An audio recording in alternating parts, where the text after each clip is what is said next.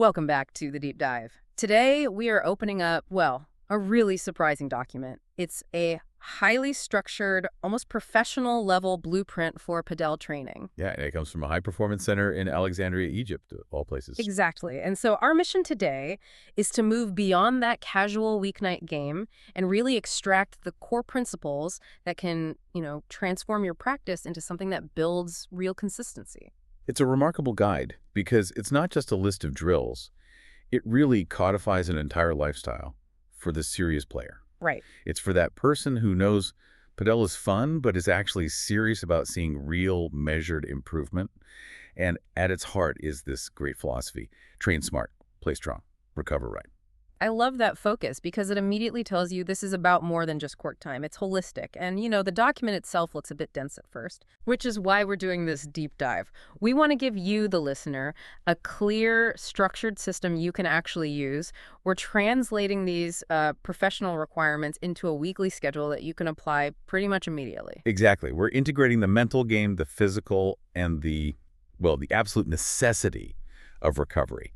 And we're going to show how ignoring any one of those things basically puts a ceiling on your potential in the other two.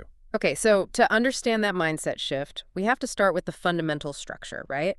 What the blueprint calls the padel rhythm. Yes. So if we're moving from a casual player to, let's say, a structured athlete, what is this mandatory weekly rhythm that the blueprint recommends? Well, the structure is incredibly deliberate.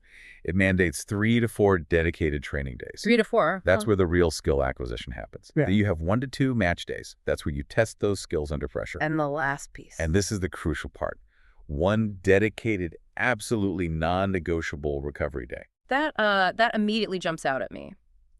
Because a lot of recreational players, myself included sometimes, we flip that ratio. Right. We play 3 or 4 competitive matches a week and maybe, hit some balls once for practice. This blueprint is advising a complete reversal. So why is preparation weighted so much more heavily than competition? Because competition is reactive, but training is proactive. The source puts it so plainly. Champions are built during the week, not only on match day. I like that. Think about it. When you're playing a match, you're focused on winning, on tactics, on your opponent. You're not focused on fixing the 45-degree angle of your bandeja grip. No, you're just trying to get the ball over the net. Exactly. That dedicated repetition, that controlled environment where you can isolate a weakness and actually fix it, that only happens during focused training. So the match days are less about development and more about evaluation. It's a chance to stress test the consistency you built on the practice court. Precisely. If you're playing more matches than you're training, you're just validating your current skill set, errors and all. You're not actually developing the next level of performance. This whole structure forces you to prioritize development over validation. Okay, that is a fundamental shift in perspective. So if we accept that 3 to 4 training day mandate, let's dive into the anatomy of a high-quality training session. What does it actually look like? Well, it starts with a non-negotiable rule. Which is? The warm-up, it's mandated. 10 to 15 minutes, every single section, no exceptions. This isn't just a suggestion. It's an insurance policy and a performance booster all in one. And they don't just say, hit a few balls to warm up. They're specific about the components. Very specific. We're talking about dynamic stretching, so not static stretching, which can actually inhibit explosive movement. Right. And focused mobility drills for the shoulders and hips. Padel is a game of rotation and, sudden lateral stops. Preparing the hips and shoulders is essential for power and for preventing those really common rotational injuries. I like that dual purpose you mentioned. It prevents injury, yes, but it also primes your nervous system for speed. You're not wasting the first 15 minutes of your session just trying to loosen up. You're actively preparing your body to execute perfect form from the very first minute. The speed you achieve in that first part of the session often dictates the quality of all the technical work that follows. Okay, so let's move to that technical work because this is where that train smart philosophy really comes to life. For a player who feels like they need to work on everything, the instruction is a little counterintuitive. It says dedicate 1 main skill per session. Yes, quality over quantity, that's the mantra. Explain that. This is just a critical insight for how we learn. If you try to cycle through forehands, then volleys, then smashes all in 1 hour, your brain suffers from motor memory interference. The muscles are constantly confused by switching tasks.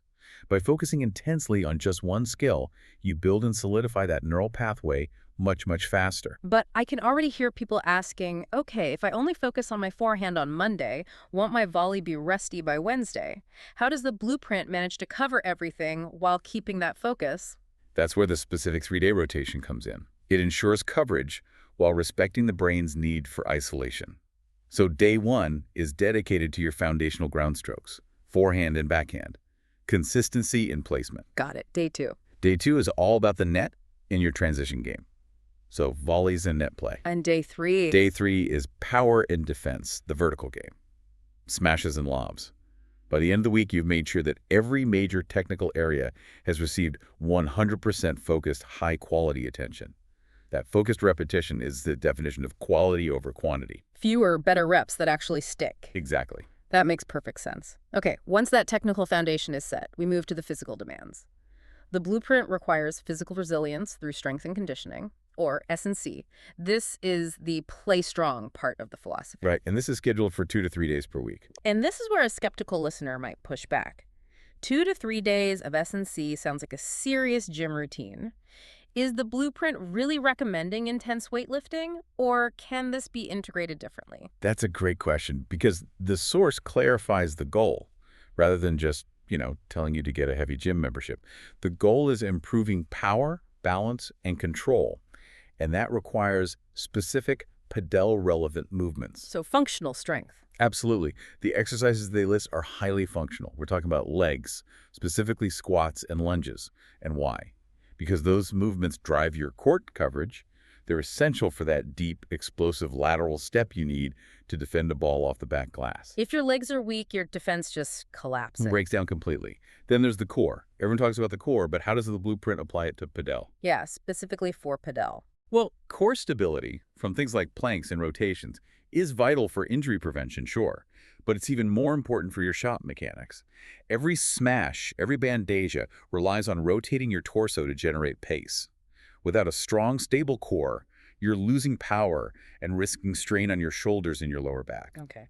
And they also mentioned shoulders and forearms. Yeah, to handle those repetitive striking motions and to mitigate things like padel elbow. So it's not about bench pressing your body weight. It's about having the specific rotational strength needed to hit a powerful bandeja while, hopping off one foot under pressure. It's applied athleticism. That is the distinction. It's strength training tailored specifically to the biomechanics of the padel court. We've covered the week in the structured session. Now we hit the section that truly separates the dedicated from the champions. Oh.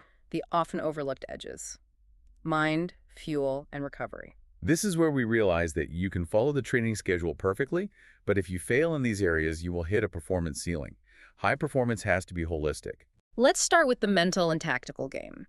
The source states pretty boldly that matches are won mentally. Beyond just being positive, what specific actionable behaviors does the blueprint recommend we adopt under pressure? The recommendations here are really centered on 2 things: partnership efficacy and emotional regulation. First, they insist on communicating with your partner proactively. And that's more than just shouting, yours. Oh, yeah. It means nonverbal cues, quick check-ins between points, maintaining a positive, unified front. So even in the heat of a tough point, you're maintaining these active communication loops. What's the second behavior? Consciously choosing smart shots. This ties right back to the training philosophy. If you spent the week practicing placement, you have to have the mental discipline during a match to execute that high-percentage shot instead of going for the flashy winner that just gives away momentum. And the third one, which is the hardest for most of us, stay calm after mistakes. We've all been there. One error spirals into a lost game. How do they suggest we interrupt that cycle? The blueprint implies a physical reset ritual. When an error happens, the key is to take 3 deep breaths, mentally fix your grip, and define the strategy for the next point before the server even starts their motion. You're deliberately refusing to dwell on the past. You are applying the consistency you build in training to your emotional response. Wow. That connection is powerful. Okay, let's talk about fueling that performance. This guide has surprisingly specific nutrition and hydration rules. It's way beyond just general healthy eating. Yeah, we get a deep dive into macronutrient timing. Carbohydrates are specifically emphasized on training days. These are your primary fuel for high-intensity, explosive activity like padel. If you skip carbs before day 3, your smashes and lobs day. Your power is going to suffer. It will, absolutely. And what about for recovery? Protein is mandated daily. Doesn't matter if it's a training day or a rest day, because it's essential for muscle repair. And they also note the importance of healthy fats, specifically for joint support and sustained energy. That's crucial for maintaining your body across a demanding week. They also have strict rules about intake during play. Water all day plus electrolytes is non-negotiable. Absolutely. I mean, even mild dehydration can reduce your focus and power output by 20%. And the definitive rule, avoid junk food before training.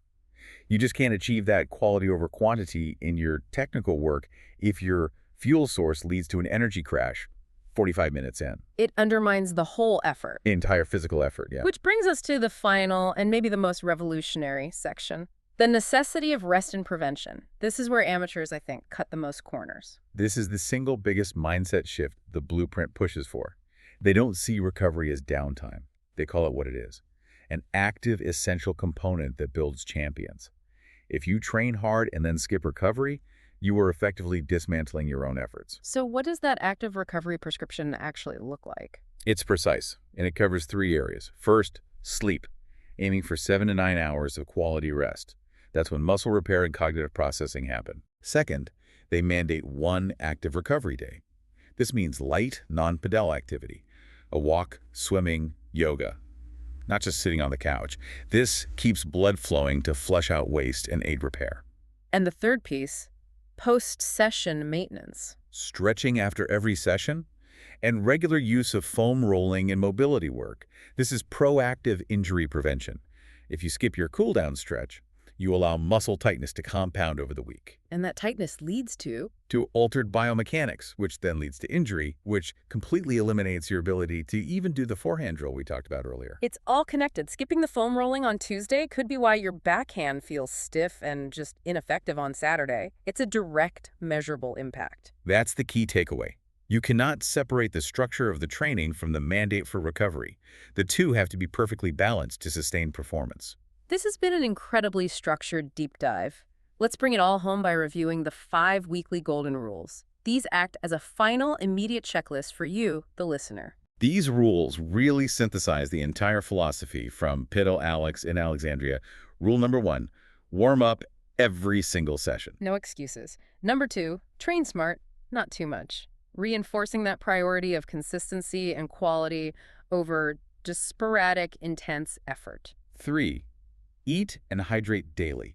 That's the fuel foundation that makes high-quality training even possible. Number 4, rest is part of training, the recovery mandate we just covered. And number 5, and maybe the most important, stay consistent. This entire plan is contingent on regularity. A bad session is still better than no session as long as you adhere to the overall structure. This blueprint offers such an actionable, structured path to higher performance, really, regardless of your current level. You now know not just what to train, but why the structure of the week, the quality of the warm-up, and the necessity of rest are all equally important. And as you move forward and start applying this knowledge, we want to leave you with one final thought. Given that the blueprint insists that recovery builds champions, we want you to identify your own personal sticking point. What single non-court activity like ensuring 8 hours of sleep, dedicating 15 minutes to foam rolling, or properly timing your protein shake are you most likely to neglect this week? And how might prioritizing that one neglected element immediately impact your power and consistency in your very next match? Focus on that single recovery element, and you've already started building your championship foundation.